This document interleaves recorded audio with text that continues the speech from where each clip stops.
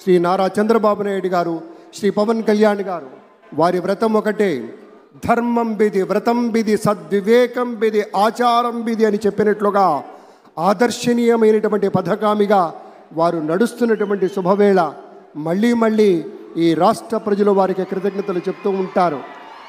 మన చంద్రబాబు గారు, మన పవన్ కళ్యాణ్ గారు ప్రత్యేకంగా కృతజ్ఞతలు చెప్పారు.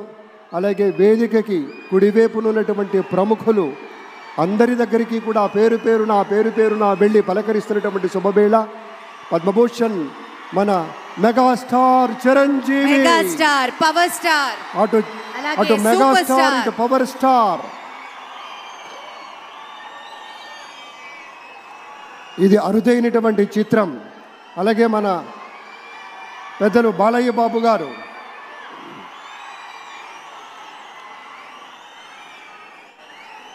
సూపర్ స్టార్ తలైవర్ రజనీకాంత్ గారిని పలకరిస్తున్నారు ప్రధాని.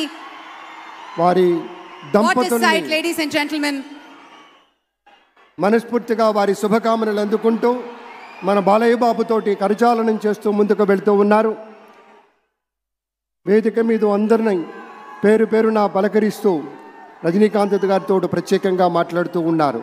ఇది ప్రేమ, ఇది అభిమానం, ఇది వాత్సల్యం, ఇది కృతజ్ఞత, ఇది గౌరవం, అపారమైనటువంటి విశేష గౌరవంగా మనవి చేసుకుంటూ అద్భుతమైనటువంటి వారి యొక్క దిశానిర్దేశకత్వంలో మహనీయులు శ్రీ నరేంద్ర మోదీ గారి యొక్క దిశానిర్దేశకత్వంలో మన ఆంధ్రప్రదేశ్ రాష్ట్ర ప్రభుత్వం అగ్రగామి రాష్ట్రంగా నిలుస్తుందనటంలో సందేహం లేదు.